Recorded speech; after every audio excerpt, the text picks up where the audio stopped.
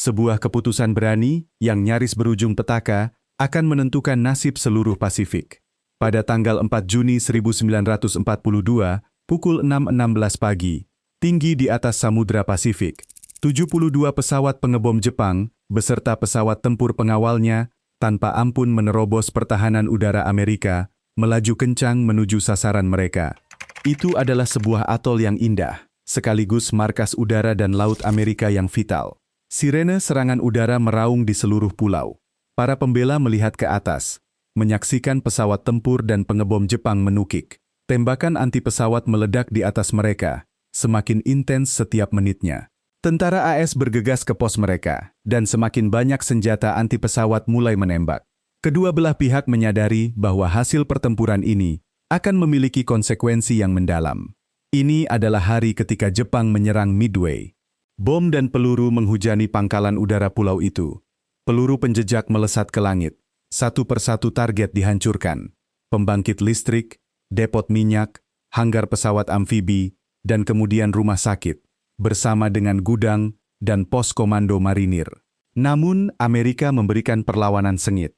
Mereka menembak jatuh setidaknya 5 pesawat Jepang dan merusak banyak lainnya. Meskipun terjadi kehancuran besar-besaran, Jepang gagal melumpuhkan keunggulan udara AS. Landasan pacu Amerika tetap tidak rusak. Dari kokpit pengebom tukik SBD Dauntless miliknya, Letnan Richard Halsey Bass memandang luasnya Samudra Pasifik yang biru. Dia memimpin skuadron yang terdiri dari 15 pengebom Dauntless. Di pesawat lain, Earl Gallagher memimpin 15 pesawat lainnya. Kedua skuadron ini adalah bagian dari kelompok 33 pengebom di bawah komando Letnan Komandan McCluskey. Berkat pemecahan kode Angkatan Laut Jepang, para komandan Amerika mengetahui beberapa operasi Jepang untuk menyerang Midway. Satu-satunya cara untuk menghentikan Jepang adalah dengan menemukan dan menghancurkan senjata terkuat mereka.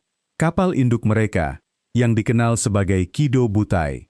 Jepang bermaksud menggunakan kapal induk ini untuk menetralisir dan merebut Midway, kemudian menggunakan pulau itu sebagai jebakan untuk memancing sisa-sisa pasukan Pasifik Amerika yang sangat lemah, yang selamat dari Pearl Harbor, ke dalam pertempuran yang menentukan. McCluskey dan kelompoknya terbang di atas area di mana dia menduga Kido Butai berada. Namun, tidak ada jejak kapal induk musuh. Itu bukan satu-satunya masalahnya. Dia melihat instrumennya. Tingkat bahan bakarnya sangat rendah. Dia tidak menyerah, bertekad untuk tidak terbang sia-sia. Dia mengarahkan formasi ke barat lalu ke barat laut untuk melakukan pencarian kotak standar. McCluskey mengatupkan giginya dan berdoa untuk perubahan nasib. Tiba-tiba, dia melihat garis putih di laut, jejak kapal perusak Jepang yang melaju kencang.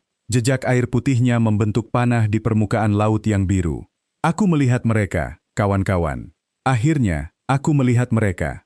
Kapal itu jelas-jelas berusaha mengejar, menuju Kido Butai. Bass, McCluskey dan Gallagher merasakan gelombang optimisme, dan McCluskey memimpin kelompok itu ke utara. Ketika mereka mendekat dan siluet gelap yang kabur berubah menjadi garis-garis jelas kapal induk Jepang, mereka tahu bahwa mereka telah menemukan Kido Butai. Namun, Bass menyadari bahwa formasi yang mengesankan itu tampak kacau. Jauh di bawah permukaan laut, pesawat-pesawat Amerika sudah menyerang armada tersebut. Itu adalah skuadron torpedo Lem Massey dari Yorktown. Bass dengan cepat menyadari, apa yang terjadi di sana adalah bencana, ditakdirkan untuk gagal. Pesawat TBD Devastator yang lambat dan rentan tidak sebanding dengan pesawat Zero Jepang yang bertahan dan senjata anti pesawat yang tak terhitung jumlahnya. TBD-TBD ditembak jatuh tanpa ampun, dan para penyintas terbang secara kacau. Setiap orang berjuang untuk dirinya sendiri. Di ketinggian, McCluskey mengamati 4 kapal induk Jepang. Yang paling selatan dan terdekat adalah kapal Kaga yang besar. Sekitar 3,22 km di depannya dan 8,05 hingga 11,27 km di sebelah kanannya adalah Akagi, kapal utama Komandan Kido Butai, Laksamana Nagumo. Sekitar 22,53 km di belakang mereka adalah Hiryu, dan 9,66 km di belakangnya lagi adalah Soryu. Meskipun pertahanan Jepang mengesankan, formasi kotak Kido Butai telah sepenuhnya bubar. Setiap kapal terpisah berkilometer-kilometer dari kapal berikutnya. karena manuver untuk menghindari serangan torpedo Amerika, dan penuh sesak dengan pesawat yang masih dipersenjatai dan belum siap lepas landas. Pengebom tukik Amerika milik McCluskey memiliki keunggulan kejutan yang krusial. Tidak hanya itu, tanpa sepengetahuan siapapun di kelompok McCluskey, secara kebetulan, skuadron pengebom tukik lain dari Yorktown telah tiba di lokasi pada waktu yang bersamaan. Kedua skuadron tidak mengetahui keberadaan satu sama lain. Jika mereka menyerang kapal yang sama, tabrakan di udara bisa saja terjadi. Earl, Anda dan saya akan menyerang kapal induk di sisi kiri. Bess, Anda serang kapal induk di sisi kanan. Kebetulan, McCluskey terbang menuju Kaga dan Akagi, sementara skuadron lain mengarah ke Soryu yang jauh. Meskipun Jepang belum mendeteksi pengebom tempur tersebut, masalah lain mengancam akan menghilangkan keunggulan kejutan. Wade, saya akan mengambil sisi kiri. Mari kita tunjukkan pada mereka. Namun Bess tidak mendengar perintah McCluskey. Kedua belah pihak tidak mendengar satu sama lain. Bess dan juga McCluskey kini bersiap untuk menukik ke Kaga. Bess mempersiapkan skuadronnya. Dalam formasi eselon, para pilot bersiap untuk menukik. Mereka beralih ke tingkat kompresor rendah dan sudut baling-baling rendah, serta membuka kanopi kokpit mereka, jika mereka harus melompat keluar. Bess tidak menyadari bahwa McCluskey dan Gallagher, tepat di atasnya, sedang melakukan hal yang sama persis. Situasi yang sangat berbahaya, karena kedua skuadron kini berada di jalur tabrakan.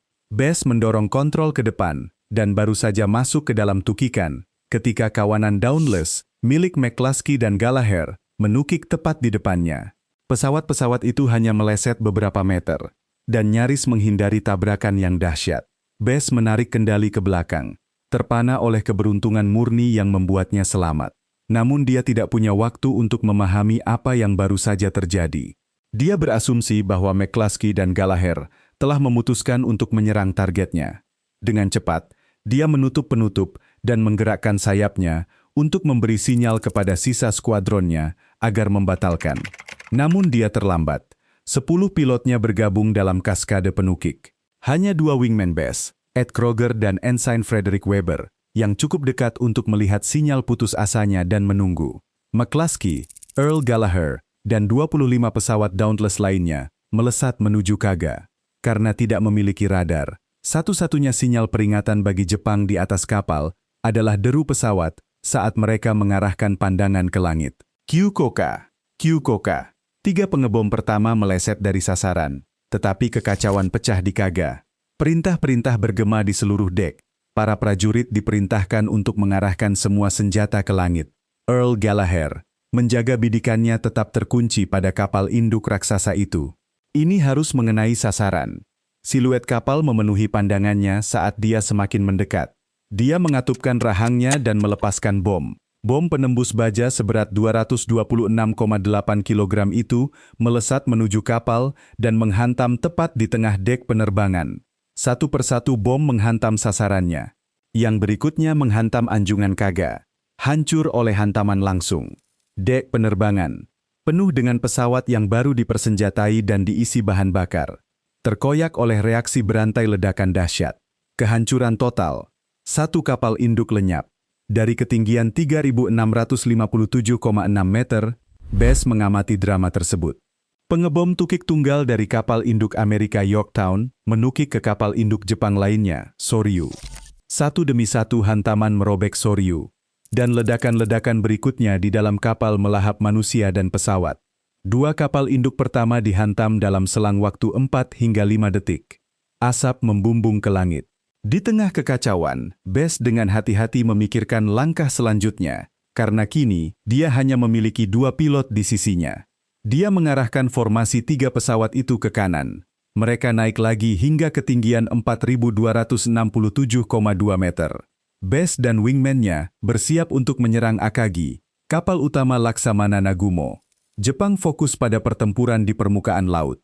Meskipun Bess memiliki keunggulan kejutan di pihaknya, dia tidak yakin apa yang bisa dia lakukan hanya dengan 3 pesawat.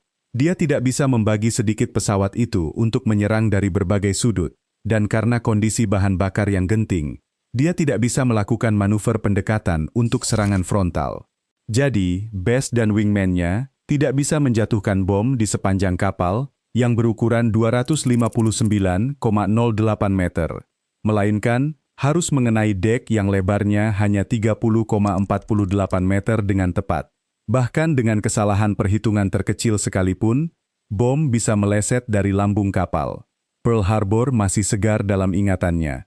Bess sangat bertekad untuk membalas dendam kepada Jepang. Dia membuat keputusan. Ayo kita tangkap mereka, kawan-kawan. Atas sinyalnya, pengebom tukik membuka rem udara mereka dan masuk ke dalam tukikan panjang. Itu adalah pagi yang tenang dan damai. Kenangnya kemudian, dan rasanya seperti latihan tempur individu biasa. Saat mereka mendekati kapal, Bess mengarahkan bidikan bomnya ke tengah dek penerbangan Akagi. Dia melihat sebuah pesawat tempur Zero baru saja lepas landas dari kapal induk. Dia bertekad bahwa ini akan menjadi yang terakhir. Bom-bom melesat menuju kapal induk. Satu menghantam di samping haluan, yang lain meleset di dekat buritan.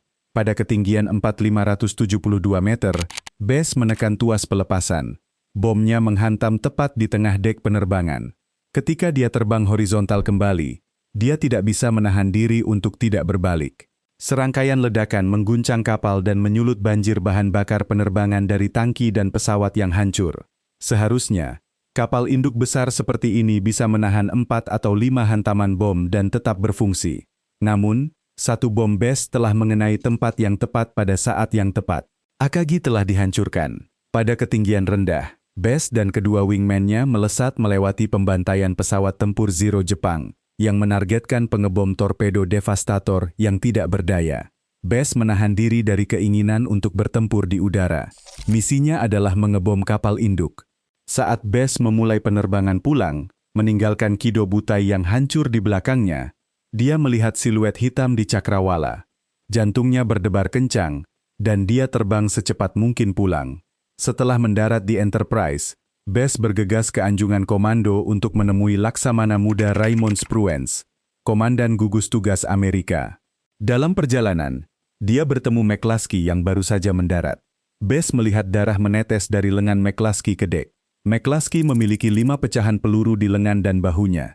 Dan bahkan sebelum dia bisa mendengarkan laporan Bess, dia dibawa ke rumah sakit. Bess mencapai anjungan komando dan dengan cepat melaporkan situasinya kepada Laksamana Spruance. 3 kapal induk terbakar. Yang keempat ada lebih jauh di utara.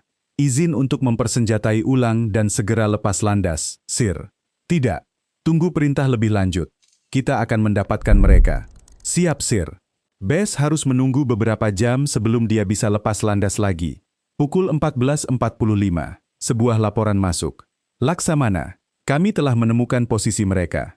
1 kapal induk, 2 kapal perang, 3 kapal penjelajah berat, 4 kapal perusak, mengarah ke utara, kecepatan 37 km per jam. Arah kapal musuh dari gugus tugas 16 adalah 278 derajat. Amerika segera mengirim semua unit yang tersedia. Kekuatan tempur itu hanya tinggal bayangan dari dirinya sendiri. Hanya 27 SBD yang masih tersedia.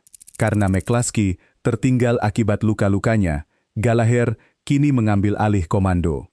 Dia memimpin 6 SBD. Bess memimpin 4, dan Letnan Dave Shumway memimpin 14 pesawat dari Yorktown.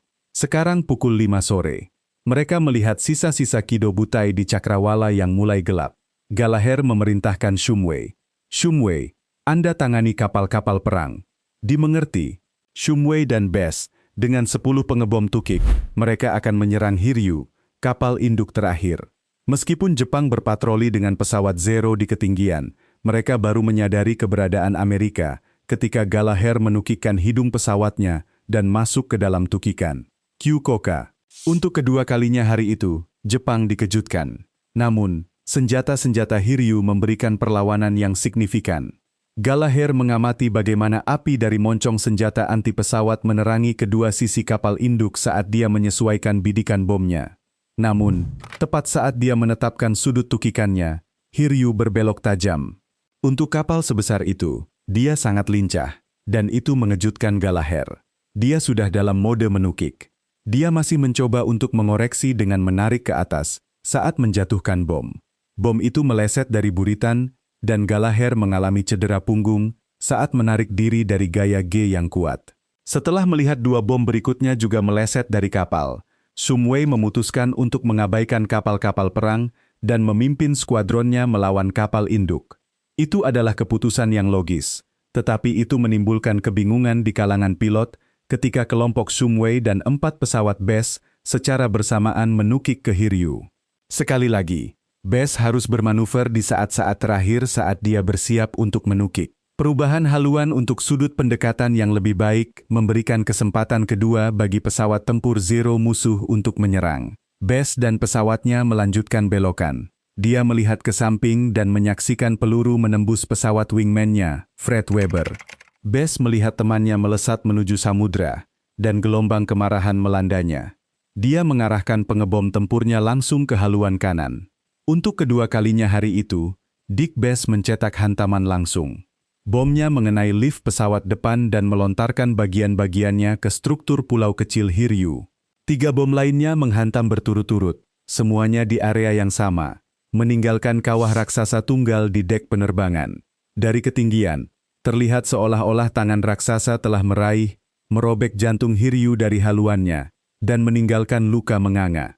Sama seperti kapal-kapal saudarinya, kapal itu hancur tak dapat diperbaiki. Dick Bes mempersiapkan penerbangan pulang ke Enterprise. Ini adalah kemenangan pahit, karena dia berduka atas temannya Weber. Dia melihat ke bawah, pada tingkat kehancuran. Pertempuran Midway telah dimenangkan, hanya dalam 1 hari.